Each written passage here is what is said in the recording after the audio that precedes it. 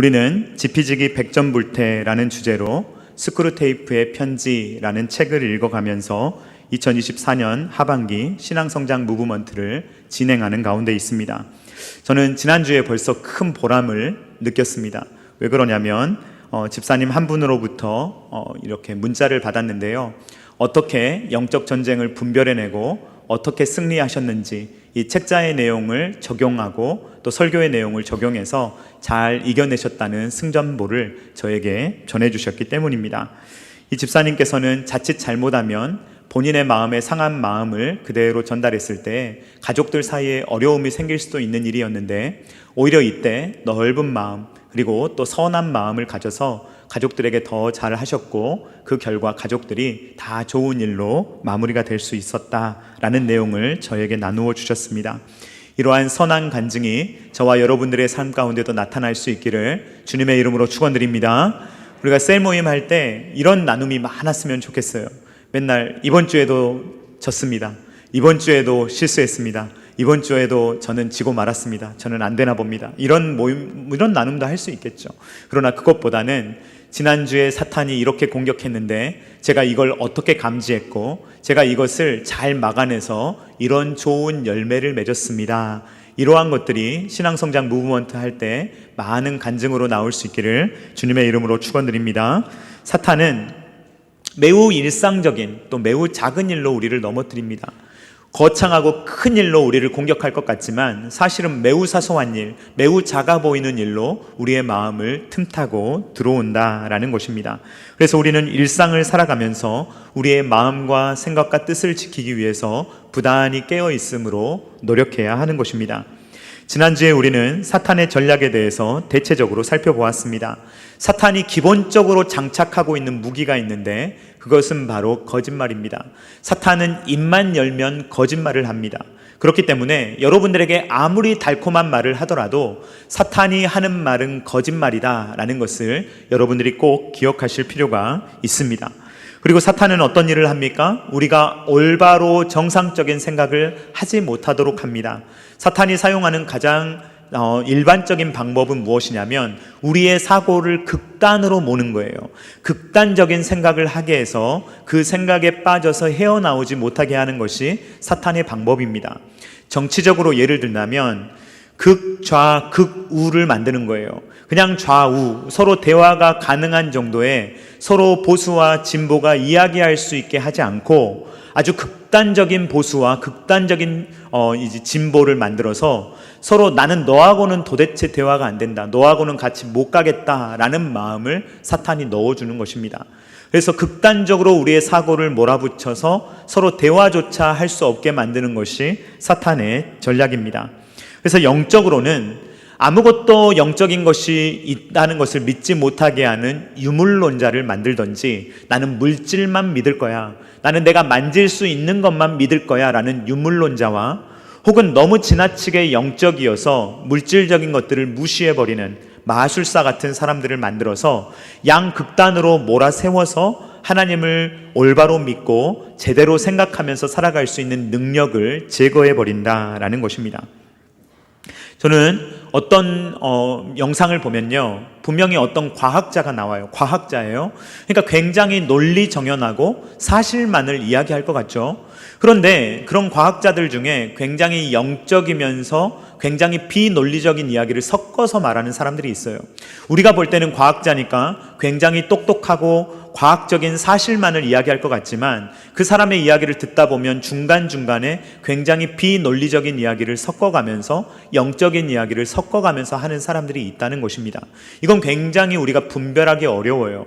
사탄이 이런 사람을 만들고 싶어 하는데, 사탄은 유물론자, 마술사, 유물론자인데 마술사, 이 두 가지를 뒤섞어서 굉장히 논리성을 가지고 있지만 비논리적인 이야기를 뒤섞어서 우리가 분별하지 못하도록 하는 이야기를 한다라는 것입니다.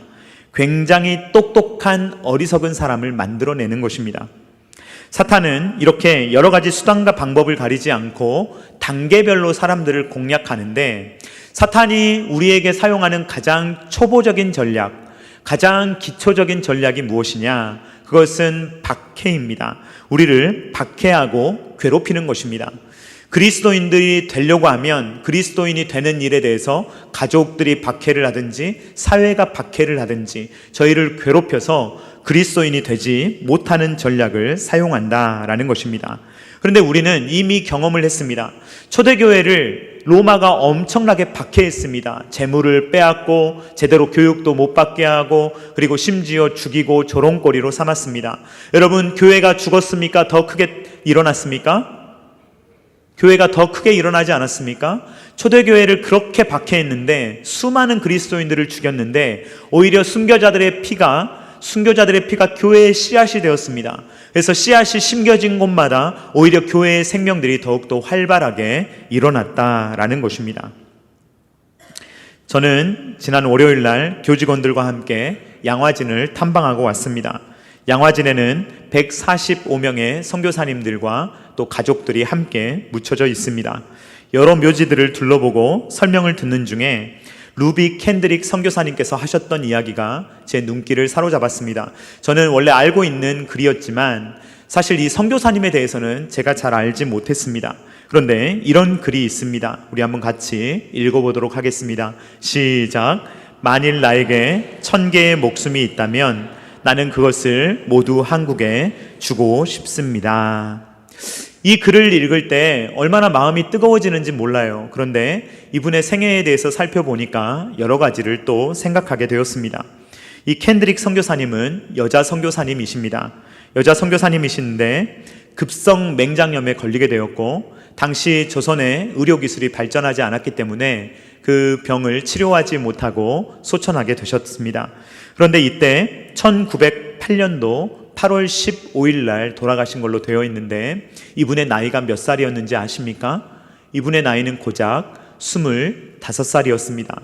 이분은 너무 젊은 나이에 20대 초반의 나이에 조선이라는 땅에 가서 선교함으로 주님께 목숨을 드리고자 했고 너무 젊었기 때문에 사람들이 조금만 기다려달라고 해서 2년 동안을 기다렸습니다. 2년 동안을 기다렸다가 24살에 조선 땅에 들어오게 되었고 25살에 죽게 되었다라는 것입니다. 이 선교사님이 고작 조선에 머문 시간은 9개월입니다.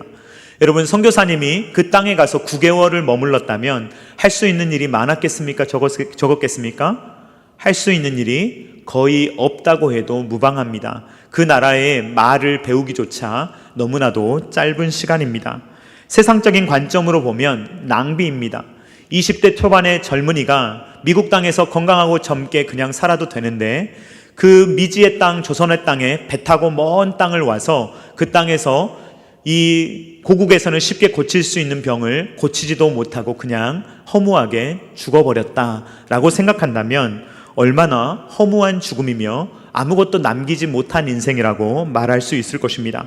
그러나 죽음이라는 것은 하나님의 선교를 막을 수 없으며 오히려 이 젊은 선교사님의 죽음이 선교를 더욱더 크게 일으키는 결과를 가져오게 됩니다.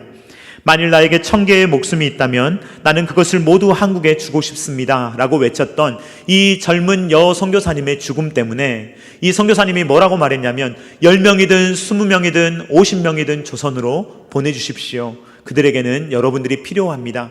이 선교사님의 열렬한 외침과 죽음 때문에 수많은 선교사님들이 이 캔드릭 선교사님의 뒤를 이어서 조선 땅에 왔으며 조선을 위해서 열심히 하나님의 일을 감당했다라는 것입니다.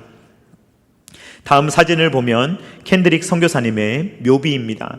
여러분, 예쁘게 생겼습니까? 별로 예쁘지 않게 생겼습니까? 저는 네모 반듯한 걸 좋아하거든요. 그래서 이제 문서도 좀 틀어져 있는 거 별로 안 좋아합니다.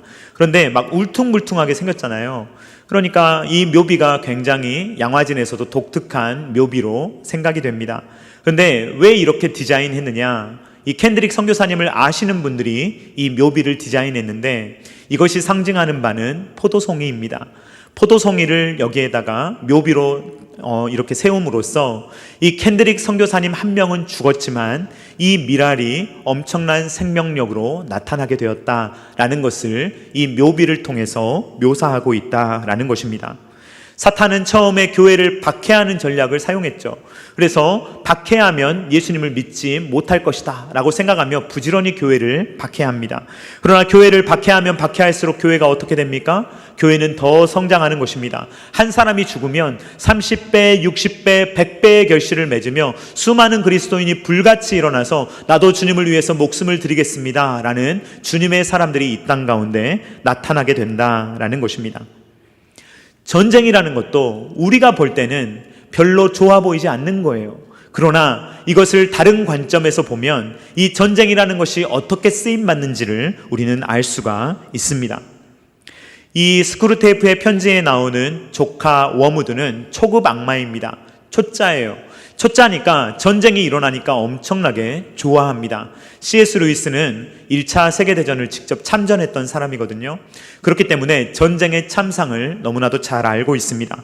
이 워무드가 이 세계대전이 일어났다라는 소식을 듣고 엄청나게 뛸 듯이 기뻐합니다. 아, 인간들이 서로 잡아 죽이기 시작했구나. 서로 미워하고 서로 전쟁을 하면서 그렇게 살아가기 때문에 우리 악마들이 엄청나게 일할 수 있겠구나 라고 뛸 듯이 기뻐합니다.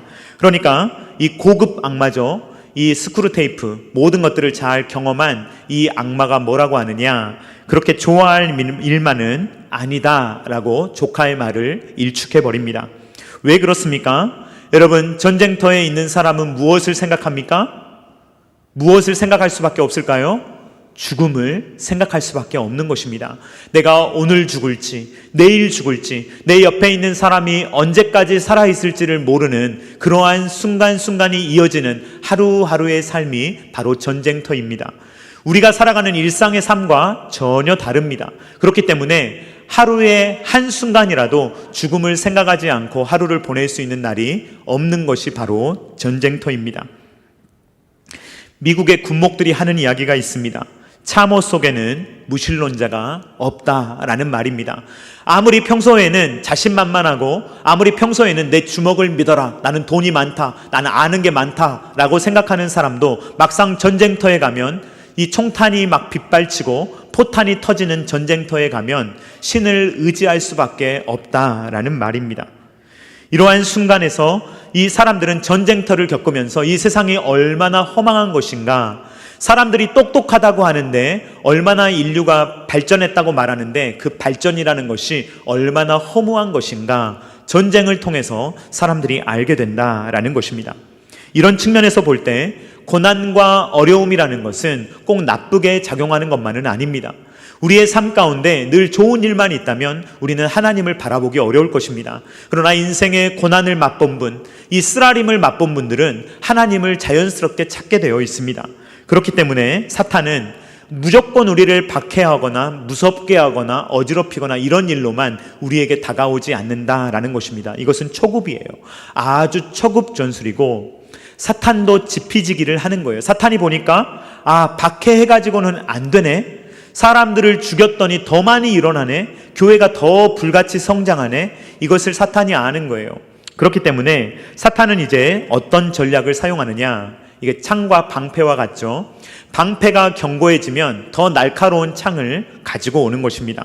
사탄은 어떤 전략을 가지고 오느냐, 이제 예수님을 못 믿도록 박해하고 그 사람을 막 괴롭혀 봤더니 그 사람이 예수님을 더 강하게 믿는단 말이죠. 박해를 극복하면서 더 강해진단 말이죠.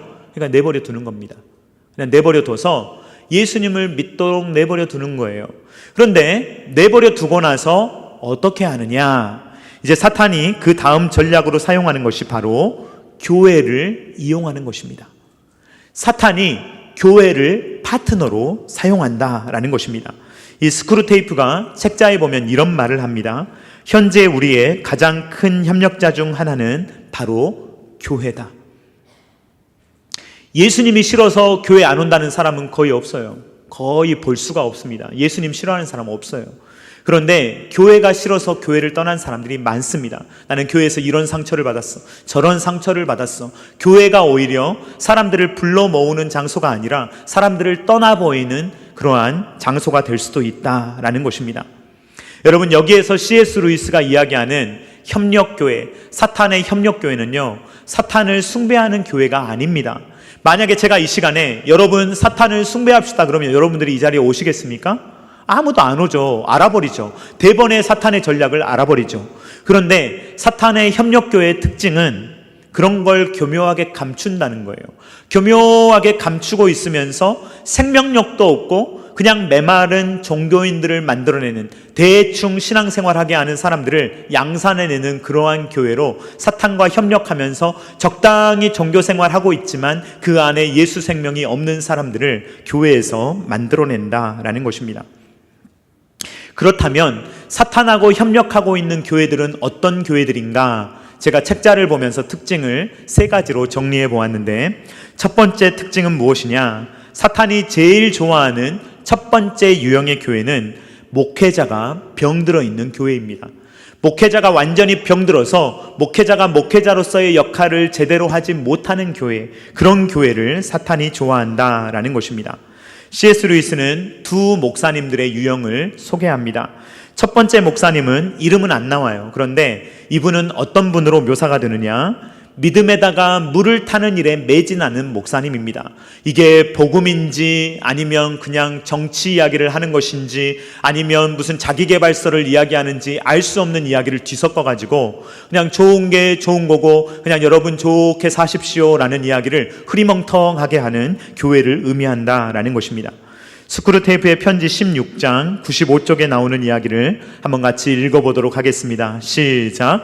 그러다 보니 요즘은 목사가 교인의 믿음 없음에 충격받는 게 아니라 외려 교인들이 목사의 믿음 없음에 충격받는 처지가 되어버렸지.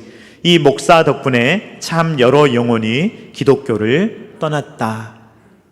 여러분, 이 이야기가 익살스럽게 쓰여 있지만 정말로 가슴 아픈 이야기가 아닐 수가 없습니다. 목회자 때문에 교회를 떠나게 만드는, 목회자 때문에 성도님들이 교회에 오고 목회자 때문에 신앙이 바뀌는 것이 아니라 목회자 때문에 그 마음이 메말라버리고 목회자 때문에 복음이 흐리멍텅해지는 일이 얼마든지 일어날 수 있다라는 것입니다.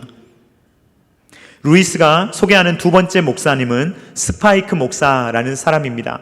이 목사님은 어떤 사람이냐? 아무 말이나 강단에서 외치는 사람입니다. 자기의 주관도 없고 생각도 없고 그냥 아무 생각이나 외치는 사람인데, 하루는 이성이 중요합니다 라고 말해놓고 그 다음 날에는 이성을 부인해버리는 엉뚱한 이야기를 하는 사람을 스파이크 목사라고 합니다. 설교를 한다고 하지만 사실은 정리되어 있지 않은, 아무런 말이나 강단에서 짓거리는 그러한 사람을 스파이크 목사로 묘사하고 있다라는 것입니다. 여러분, 요즘 신천지가 뭐하고 있는지 아십니까? 병든 목사들을 사냥하고 있습니다.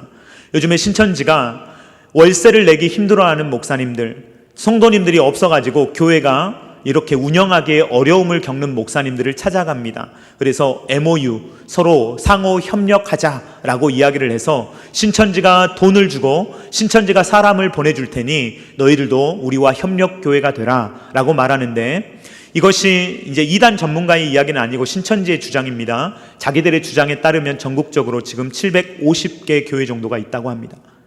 그 말은 기존 교단에 있는 750명 정도의 병든 목사들이 신천지에서 말하는, 신천지에서 돈을 준다고 하니까, 신천지에서 사람을 보내준다고 하니까 아무런 거리낌 없이 신천지하고 손을 잡은 목사님들이 그렇게 많다는 이야기예요.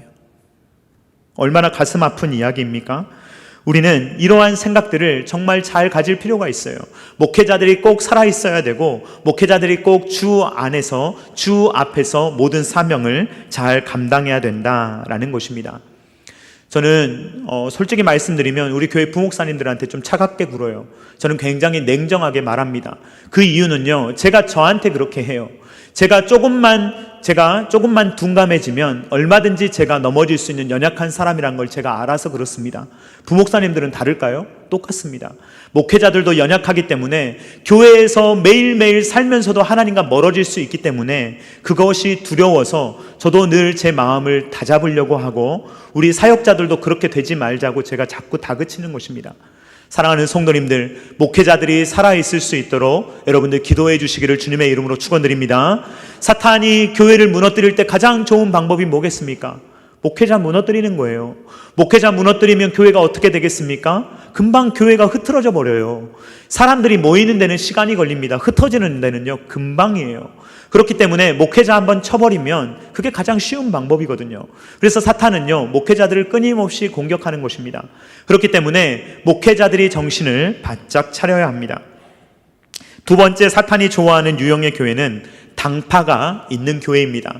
딱 견고하게 자기들만의 당파를 지어놓고 그 누구도 거기를 파고 들어올 수 없는 자기들만의 세력을 만들어서 우리가 이렇게 힘이 있다라는 것을 과시하는 그런 당파가 있는 것을 사탄은 매우 좋아한다라는 것입니다.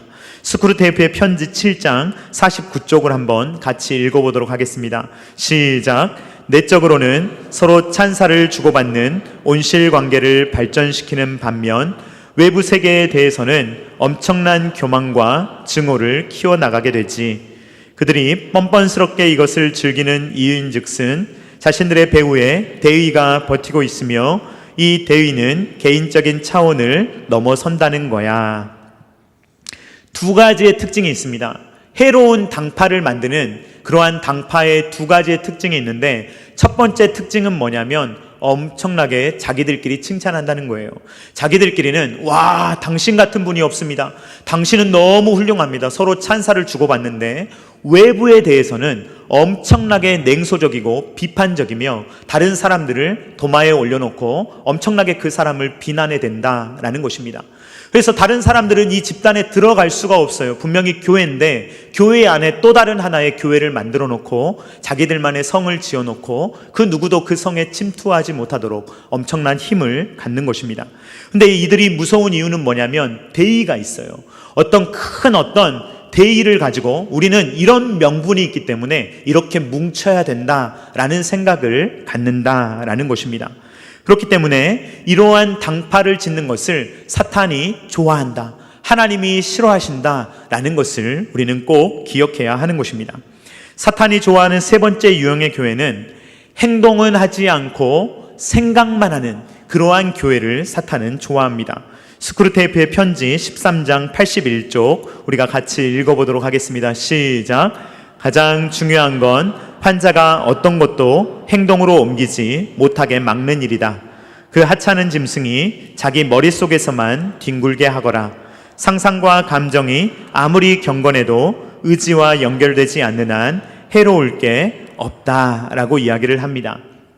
무슨 말입니까? 머릿속으로는요, 너무 가족을 사랑해요. 막 마음으로는요, 목숨이 몇 개라도 가족을 위해서 줄 것 같아요. 그런데 막상 말을 뱉을 때는 배우자를 무시하고, 그리고 자녀들에게 상처되는 말을 하고, 막상 살 때는 막말하는, 아무렇게나 해버리는 삶을 말하는 것입니다. 상상 속에서는 엄청 좋은 아빠죠. 상상 속에서는 엄청 좋은 남편이고 엄마고 아내일 수가 있습니다. 그런데 막상 삶은 전혀 그렇게 살아가지 않도록 하는 것입니다. 사탄은 그런 사람을 좋아합니다. 머릿속으로는 엄청나게 교회를 사랑하고 머릿속으로는 남들을 위해서 헌신하고 희생하는데 실제의 삶에서는 손가락 하나 까딱하지 않는 사람을 사탄이 엄청나게 좋아한다라는 것입니다. 예를 들면 이런 것입니다. 후회하는 감정은 막 많아요. 죄를 짓고 나면 그 죄를 지었다는 마음 때문에 마음이 상하고 눈물도 흘립니다. 기도도 해요. 그런데 막상 그 사람하고 화해는 하지 않아요. 어떤 일을 잘못해놓고 그 일을 다음에 또 합니다. 아무런 거리낌 없이 해요. 막 고통 속에서 막 싸우다가 하는 것도 아니고 그냥 습관처럼 하는 거예요. 그러면서 다시 뻔뻔스럽게 하나님 앞에 회개하는, 이것은요 회개가 아닙니다. 후회하는 것이죠. 그냥 마음속에 어떤 감정을 느꼈다 뿐이지 이것은 절대로 행동으로 이어지지 않는 것입니다. 또 사탄은 어떤 일을 하느냐, 멀리 있는 사람들에 대해서는 선의를 갖게 하고 가까이에서 살고 있는 사람들에게는 악의를 품게 해서 이 선한 마음은 멀리 있게 하고 악한 마음은 실제적으로 살도록 한다라는 것입니다. 스크루테이프의 편지 6장 45쪽 같이 읽어보도록 하겠습니다. 시작. 제일 좋은 방법은 매일 만나는 이웃에게는 악의를 품게 하면서 멀리 떨어져 있는 미지의 사람들에게는 선의를 갖게 하는 것이지. 그러면 악의는 완전히 실제적인 게 되고 선의는 주로 상상의 차원에 머무르게 되거든. 어떤 어려운 사람들을 돕는데 막 가가지고 봉사를 열심히 해요. 막 연탄 열심히 나르고, 그리고 아프리카에 있는 어려운 아이들을 위해서는 얼마든지 돈도 보냅니다. 그러나 옆에 있는 사람에게는 커피 한 잔 사지 않아요. 그러면서 멀리 있는 사람들에게 대해서는 막 사랑하는 마음을 가지고 가까이 있는 사람들에 대해서는 증오심을 품는 이러한 사람들을 사탄이 좋아한다라는 것입니다. 저는 가끔 한국교회를 엄청나게 걱정하고 교회에 대해서 엄청난 걱정을 갖고 있는 분들을 만납니다. 그런데 그분이 교회를 위해서 뭐라도 하나 하고 계시느냐? 아닌 경우가 있어요. 교회를 위해서는 아무것도 하지 않으면서 걱정만 하는 거예요. 이래서는 교회가 안 될 텐데, 한국교회가 이래서는 미래가 어두울 텐데, 그런데 본인은 움직이는 게 하나도 없어요. 그런 걸 사탄이 좋아한다라는 것입니다. 여러분, 우리가 사탄 협력교회에 대해서 살펴보았습니다. 여러분 잘 들으셔야 됩니다. 이게 비꼬아져 있기 때문에 잘 들으셔야 돼요. 사탄의 협력교회는 어떤 교회입니까? 목사가 병들어 있는 교회, 그리고 당파를 짓는 교회, 그리고 어떤 교회입니까?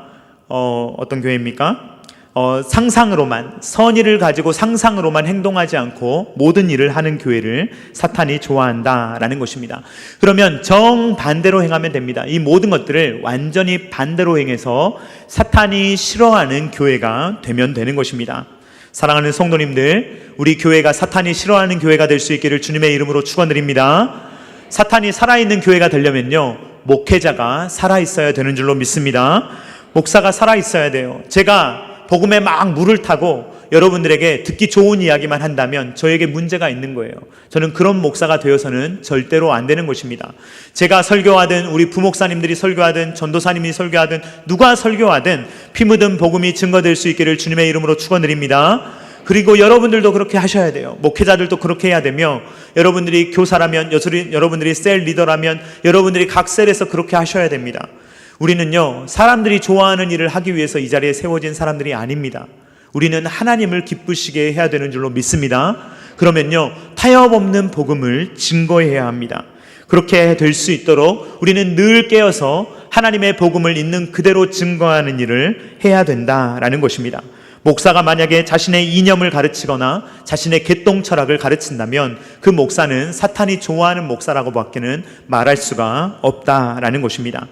두 번째로, 사탄이 싫어하는 교회가 되기 위해서는 서로 당파를 지어서는 안 되는 것입니다. 물론 나랑 잘 통하는 사람과 잘 지내는 것 괜찮습니다. 여러분들이 누군가와 잘 지내는 것 얼마든지 좋은 일입니다.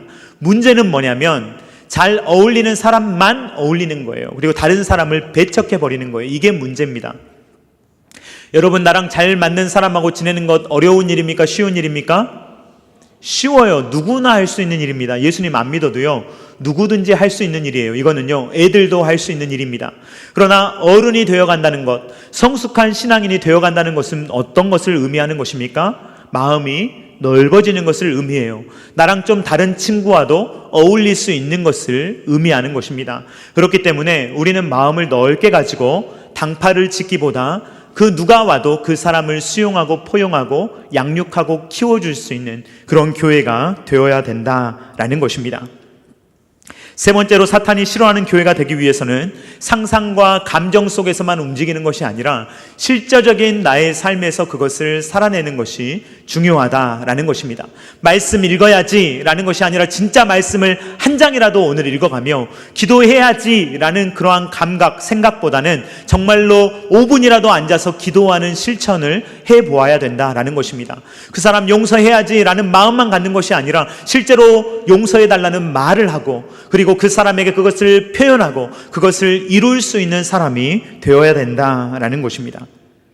사랑하는 성도님들, 우리 첨단 게라시 교회가 사탄의 블랙리스트에 올라갈 수 있기를 주님의 이름으로 축원드립니다. 첨단 게라시 교회 하는데 사탄이 들어본 적도 없다, 관심도 없다 그러면요, 우리 문제예요. 우리가 사탄의 시선을 끌지 못한 것입니다. 이스나마나한 교회니까, 그냥 너희는 이스나마나한 교회니까 내가 신경 안 써도 잘하고 있는데, 그러면요, 사탄이 우리한테 신경도 안 쓰는 거예요.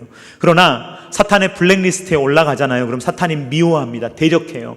그래서 우리를 공격합니다. 그렇기 때문에 우리는 만약에 깨어있는 교회가 우리가 잘하는 교회라면 우리는 더 바짝 긴장해야 되는 거예요. 왜 그러냐면 그저 그렇고 그런 교회라면 사탄이 내버려 두겠지만 우리가 정말로 깨어있는 교회라면 반드시 사탄의 공격을 받을 것이기 때문입니다. 그런데 여러분, 정말 중요한 게 있어요. 사탄이 공격할 때 분별력을 가질 수 있도록 오면 괜찮아요. 차라리 박해를 하면 괜찮아요, 교회를. 그런데 그런 게 아니라 정말 중요한 공격은요, 정말 교묘한 공격은요, 저와 여러분들의 신앙을 통해서 공격할 수 있고 우리가 알아챌 수 없을 정도로 미묘하게 우리를 공격한다는 게 문제예요. 예를 들면 이런 것입니다. 사탄이 맞춤형으로 공격하는데 어떤 공격을 하느냐? 우리가 진짜 은혜를 받았다고 생각해 봅시다. 정말 은혜를 받았어요. 정말 막 마음에 감사가 넘쳐요. 그런데 이때 어떤 마음을 슬며시 넣어주냐면요, 나 좀 겸손한데? 나 좀 잘하는데? 다른 사람보다 내 신앙이 좀 나은데? 이런 마음을 우리의 마음에 은연중 넣어줘서 이 겸손한 마음을 금세 교만한 마음으로 바꿔치게 한다는 것입니다. 스크루테이프의 편지 14장 82쪽부터 83쪽까지 한번 같이 읽어보도록 하겠습니다. 시작. 환자의 심령이 진짜 가난해진 순간을 잘 포착해서 세상에 내가 이렇게 겸손해지다니 하는 식의 만족감을 슬쩍 밀어넣거라. 그러면 거의 그 즉시 교만, 자신이 겸손해졌다는 교만이 고개를 들게요. 여러분, 차라리 박해가 있으면요, 여러분들이 분별하실 수가 있어요. 거짓 교회요, 어느 정도 분별할 수가 있어요. 근데 여러분들의 마음속에 있는 은근한 만족감과 은근한 비교감과 은근한 우월감, 다른 사람들을 내려 깔아보면서 겉으로는 엄청 겸손한 척하지만, 겉으로는 아이고 뭐 제가 그렇습니까 라고 하지만 속으로는 엄청난 우월감을 은근히 즐기고 있는 이 겸손하다는 교만이 우리의 마음 가운데 파고 들어올 수 있다는 것을 우리는 꼭 기억해야 된다라는 것입니다. 이것은요, 초짜 그리스도인들에게 오는 마음이 절대 아니에요. 이것은요, 엄청나게 신앙생활을 오래 했고 하나님의 은혜를 경험하기도 했고 오히려 저와 같은 목사들, 오히려 사역을 오래 하셨던 분들, 교사를 20년, 30년 하셨던 분들, 셀 리더를 오래 하셨던 분들, 1대1을 많이 가르치는 분들, 이런 분들의 마음을 파고 들어올 수 있는 그러한 시험이라는 것을 우리가 꼭 기억해야 하는 것입니다. 잠언의 말씀, 우리가 오늘 읽은 말씀 다시 한번 읽어보도록 하겠습니다. 잠언 16장 18절로 19절 말씀 같이 읽겠습니다. 시작. 교만은 패망의 선봉이요 거만한 마음은 넘어짐의 앞잡이니라. 겸손한 자와 함께하여 마음을 낮추는 것이 교만한 자와 함께하여 탈취물을 낳는 것보다 나으니라. 아멘. 여러분들의 마음이 처음부터 끝까지 겸손하실 수 있기를 주님의 이름으로 축원드립니다. 여러분, 이거 중요해요. 이거 정말 중요합니다. 왜냐하면요, 이것은요, 극복한 사람이 없어요. 이 세상을 살아갈 때 나는 완전히 이 마음을 극복했노라 라고 말할 수 있는 사람이 없다는 거예요. 목회가 잘 되는 사람은 잘 되는 대로, 잘 안 되는 사람은 잘 안 되는 대로 마음에 시험이 오는 거예요. 목회가 잘 되는 사람들의 마음 가운데 이 교만함이 찾아올 확률이 얼마나 높겠습니까? 우리 교회 좀 잘 되는데? 우리 교회 다른 교회보다 좀 잘 되는 것 같은데? 이런 마음을 사탄이 넣어줘서 이 마음을 은근히 탐닉하기 시작하면 우리가 그때부터는 하얀 길을 걸어가며 겉으로 볼 때는 꽤 그럴싸하고 겉으로 볼 때는 꽤 아름답고 겉으로 볼 때는 신앙생활 잘하는 것처럼 보이는데 다른 사람들은 칭송을 하는데 자기 스스로는 속이 골마 썩어가는 이러한 일들을 우리가 경험할지도 모른다라는 것입니다. 여러분, 아담과 하와가 어디에서 죄를 지었습니까? 에덴 동산 밖에서 지었습니까? 에덴 동산 안에서 지었어요. 그것도 동산 정중앙에서 지었습니다. 여러분, 우리가 교회 안에 있다고 죄 안 짓는 거 아니에요. 우리가 교회 안에 있고 사역 안에 들어와 있고 정말로 중요한 일을 하면서도 하나님 앞에 죄를 지을 수 있는 존재가 바로 우리예요. 하나님의 일을 엄청나게 하면서 헌신해 있다는 그 순간에 그때 우리의 마음을 교만하게 바꿀 수 있는 것이 사탄의 교묘한 전략이다라는 것입니다. 그래서 우리는 속아서는 안 되는 거예요. 이런 마음이 들 때마다 이런 마음을 내쳐야 합니다. 잘라버려야 돼요. 조금도 용납하면 안 돼요. 사탄이 주는 마음을 묵상해서는 안 되는 것입니다. 그렇게 되는 순간부터 어떤 사람이 되냐면요, 그런 척하는 사람이 되는 거예요. 겸손한 척하는 사람이 되는 거예요. 예배 잘하는 척, 찬양하는 척, 말씀 보는 척, 기도하는 척, 사역하는 척 살아가면요, 인생이 그것보다 피곤한 것이 없습니다. 미국에 욕이 있어요. 성령 받지 말고 목회하라는 욕이 있습니다. 성령 받지 않고 목회하는 그 목사의 삶은 얼마나 비참합니까? 예수님 믿지도 않는데 예수님 전해야 되는 그 마음이 얼마나 비참하겠습니까? 그러므로 사탄이 우리의 마음을 그렇게 바꾸는 것을 우리는 늘 경계하고 조심해야 된다라는 것입니다. 여러분, 우리는 영적 전쟁을 치르고 있습니다. 어려워요, 분별하기가. 어떻게 분별해야 되느냐? 여러분, 이렇게 분별하시기 바랍니다. 어떤 생각이 탁 들어왔어요. 그러면요, 딱 하나만 생각하시면 돼요. 이 생각이 나를 그리스도와 분리시키는가? 아니면 이 생각이 나를 그리스도와 가까워지게 하는가? 이것만 생각하시면 돼요. 그런데 달콤한 생각들이요, 주님과 분리시킬 때가 많아요. 연말이 되어갑니다. 그러면요, 목사들한테 꼭 찾아와서 이렇게 하시는 분들이 있어요. 목사님, 이제 제가 사역을 내려놓으려고 합니다. 저는 충분히 했습니다. 이제 젊은 사람들 좀 시키시죠. 근데 그분 젊은 사람이에요. 저에게도 제 눈에는 젊은 사람들이 있죠. 그런데 맨날 그렇게 말씀하시는 분들이 있어요. 그래서 해마다 목사가 달래야 돼요. 그러지 마시죠. 근데 꼭 이런 분들도 있어요. 목사님, 제가 기도해 보고요, 좀 이 사역을 해야 될지 말아야 될지 좀 고민해 볼게요. 그럼 하나님께서 여러분들에게 나타나셔서 사역하지 말거라 이러시겠습니까? 왜 그러시는지 모르겠어요. 여러분, 생각해 보세요. 하나님과 멀어지게 하는 건지 가까워지게 하는 건지 한번 생각해 보세요. 잘 생각해 보세요. 그러면요, 여러분들이 하나님을 어떻게든 섬기는 것이 하나님과 가까워지는 방법이에요. 제가 여러분들 막 일시키려고 하는 게 아니고요, 진짜 여러분들의 신앙의 유익을 위해서 그렇다는 말이에요. 여러분들 사역 안 하고 그냥 주일날도 빼먹고 어디 놀러 다녀보십시오. 신앙이 자라는지. 그나마 사역하면서 내 삶이 여기에 묶여 있으니까 그나마 오늘은 교회 가기 싫어도 나오게 되는 것 아닙니까? 그게 하나님과 가까워지는 방법이에요. 근데 사탄은 뭐라고 하냐면요, 너 아니어도 할 사람 많고, 너 그렇게까지 살 필요 없고, 너 그냥 좀 대충 해, 너무 그렇게 살지 마. 이게 사탄이 주는 마음이 얼마나 달콤합니까? 얼마나 듣기 좋은 말입니까? 그런데 그게 우리 영혼을 죽이는 말이에요. 그렇기 때문에 이 말이 과연 나를 하나님께 가까이 가게 만드느냐? 그러면 오케이, 어려워도, 이게 좀 어렵고 힘든 길이어도 오케이 하고 그 길을 가야 돼요. 아무리 달콤하고 여러분들이 듣기 좋아하는 말이고 내가 그렇게 간절히 가고 싶었던 길이라고 하더라도 여러분과 하나님 사이를 분리시킨다면 여러분들은 이 길을 절대 가서는 안 된다는 것입니다. 스크루테이프의 편지 12장 76쪽에 보면 이런 글이 있습니다. 같이 읽어보도록 하겠습니다. 시작. 중요한 것은 내가 환자를 원수에게서 얼마나 멀리 떼어놓느냐 하는 것 한 가지 뿐이다. 여러분, 책자 읽으실 때 조금 헷갈리시죠? 사탄의 입장에서 쓴 글이에요. 그러니까 환자는 누구냐면 그리스도인이고요, 원수는 예수님을 말해요. 자, 이 책을 읽어가실 때 비꼬아져 있으니까 좀 어려우실 텐데 잘 읽으십시오. 자, 사탄이 가장 원하는 것은 우리가 그리스도와 분리되는 것이에요. 주님이 가장 원하시는 것은 무엇입니까? 저와 여러분들이 그리스도와 연합되는 것입니다. 그리스도와 분리되는가? 사망. 그리스도와 연합되는가? 생명. 여러분, 우리가 그리스도와 연합할 수 있기를 주님의 이름으로 축원드립니다. 많은 열매를 맺을 수 있기를 주님의 이름으로 축원드립니다. 예수님은 포도나무요, 우리는 가지입니다. 루비 캔드릭 선교사님이 비록 일찍 죽었지만 9개월밖에 안 되는 짧은 삶을 살았지만 나에게 1000개의 생명이 주어진다 하더라도 그 생명을 주님을 위해서 드리겠습니다. 이런 마음이 저와 여러분들에게 있기를 간절히 소망합니다. 우리가 주님과 붙어 있으면요, 우리는 열매를 맺게 되어 있어요. 어떤 사람은 좀 비교적 큰 열매를 맺을지도 몰라요. 어떤 사람은 남들이 볼 때는 좀 사소한 열매를 맺을지도 모릅니다. 그러나 중요한 건 뭐냐면요, 그게 주님이 주신 우리의 열매예요. 예수의 열매예요. 생명 열매예요.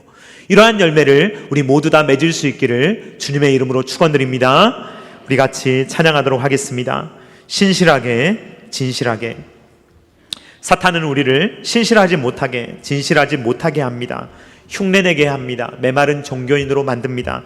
우리는 신실하고 진실하게 주님을 의지하며 살아갈 수 있도록 그렇게 해달라고 같이 기도하는 마음으로 찬양하겠습니다.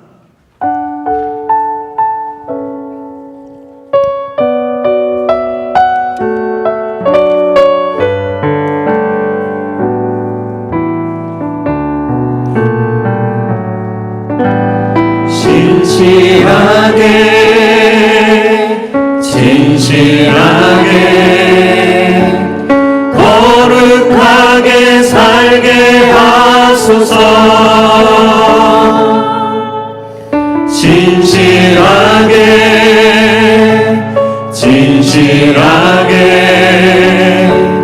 거룩하게 살게 하소서. 진실하게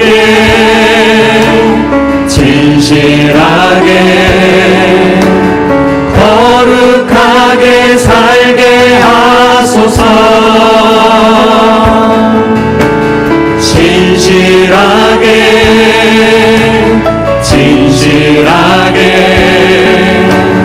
거룩하게 살게 하소서. 하나님 나의 마음 만져주소서.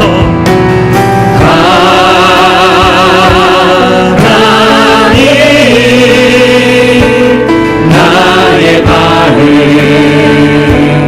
만져주소서.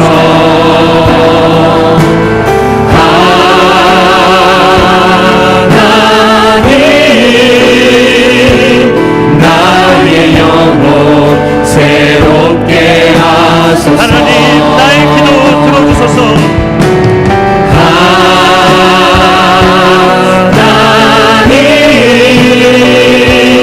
나의 기도 들어주소서.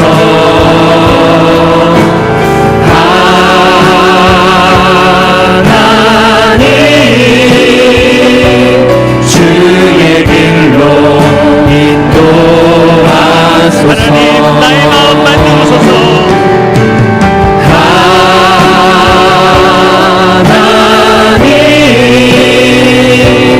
나의 마음을 만져주소서.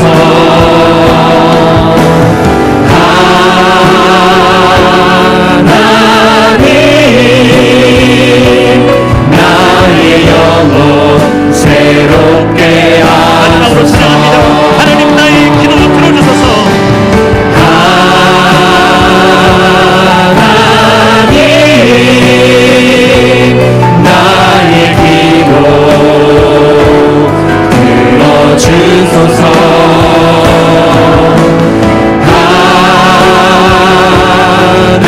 하나님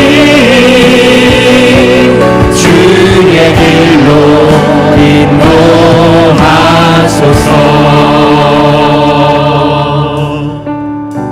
이 시간에 우리 다 같이 기도할 때 주여 신실하게 하시고 진실하게 하시고 거룩하게 살도록 주님 우리의 마음을 만져달라고 기도하기를 원합니다.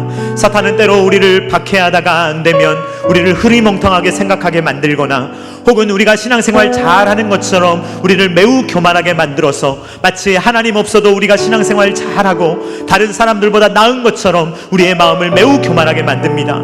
이 시간에 우리가 정말로 주님 앞에 기도할 때 주여 우리의 마음과 생각과 뜻을 지켜주셔서 주님 앞에서 늘 평생 겸손한 마음으로 살아갈 수 있도록 도와주시고 주님의 마음에 힘입어서 정말로 똑바로 생각하며 주님이 기뻐하시는 인생을 평생 살아가며 승리할 수 있도록 주님 도와달라고 다 같이 주여 한번 외치며 기도하겠습니다. 주여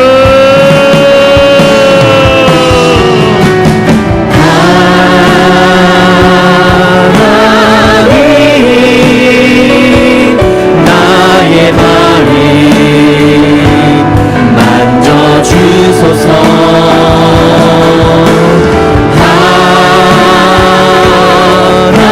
하나님 나의 영혼 새롭게 하소서.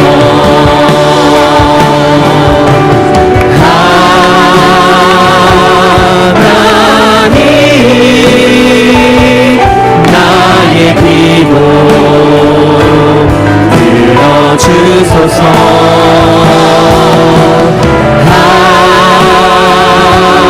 하나님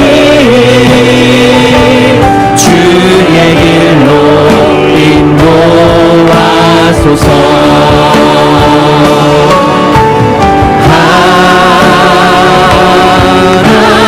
하나님 나의 마음을 만져주소서.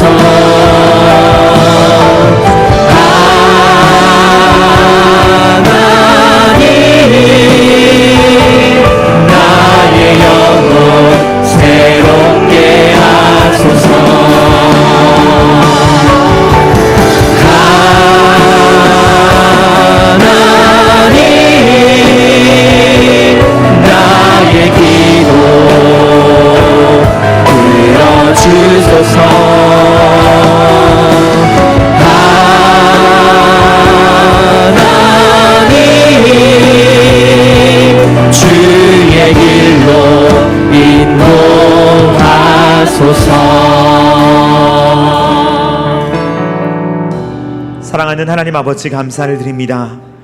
2024년 하반기 신앙성장 무브먼트를 통하여서 스크루테이프의 편지라는 책자를 우리가 함께 읽게 하시고 사탄의 전략이 얼마나 교묘한지 우리가 다시 한번 생각해 볼 수 있도록 우리의 마음을 예민하게 하시니 감사를 드립니다. 주여, 우리의 영적인 감각이 날로 새로워지게 하여 주시옵소서. 보게 하여 주시옵소서. 듣게 하여 주시옵소서. 더 잘 보고 잘 듣게 하여 주시옵소서. 사탄의 모든 계략을 다 꿰뚫어 볼 수 있도록 주님 역사하여 주시오며 잘 이겨낼 수 있도록 주님께서 함께하여 주시옵소서. 아무리 달콤한 말이라도 그 말이 주님과 분리시키는 말이면 당장에 잘라버릴 수 있는 결단력을 허락하여 주시오며, 어려운 길이라고 할지라도 주님께 가까이 가는 길이라면, 좁은 길이라 할지라도 그 생명의 길을 걸어갈 수 있는 주님의 자녀들이 될 수 있도록 주님께서 은혜를 베풀어 주시옵소서. 주님, 무엇보다도 겸손하게 하여 주시옵소서. 절대로 교만이 틈타지 못하도록 우리의 마음을 지키시고 보호하여 주시옵소서. 주님 앞에 날마다 무릎 꿇게 하여 주시옵소서. 날마다 납작 엎드리게 하여 주시옵소서. 날마다 두 손 들게 하여 주시옵소서. 그래서 주님의 도우심으로 말미암아 오늘도 승리하는 삶을 살아갈 수 있도록 도와주시고, 우리의 포도나무이신 예수님께 바짝 붙어서 주님이 주시는 양분을 얻어 포도송이들을 열매로 맺어내는 귀한 주님의 자녀들 될 수 있도록 주님께서 은혜 위에 은혜를 더하여 주시옵소서. 이제는 우리 구주 예수 그리스도의 십자가의 무한하신 은혜와 독생자 아들을 아낌없이 내어주신 성부 하나님의 사랑하심과 성령 하나님의 감동, 감화, 역사, 교통하심이 우리의 마음 가운데 사탄이 틈탄다는 것을 기억하며, 우리가 언제든지 24시간 사탄의 틈에 우리가 넘어가는 것이 아니라 오직 성령 충만함으로 하나님이 우리의 마음과 생각과 뜻을 지켜주실 때 그러한 마음으로 주님만을 의지하며 겸손한 마음으로 승리하며 살아가기를 원하는, 그리하여서 그리스도와 연합되어 수많은 생명 열매를 맺으며 살아가기를 원하는 사랑하는 모든 주의 자녀들의 머리 위에와 각 가정과 주님께서 피로 값주고 사신 첨단 결합교회 위에와 조국과 세계 열방 가운데 이제로부터 영원토록 함께 있기를 간절히 축원하옵나이다. 아멘.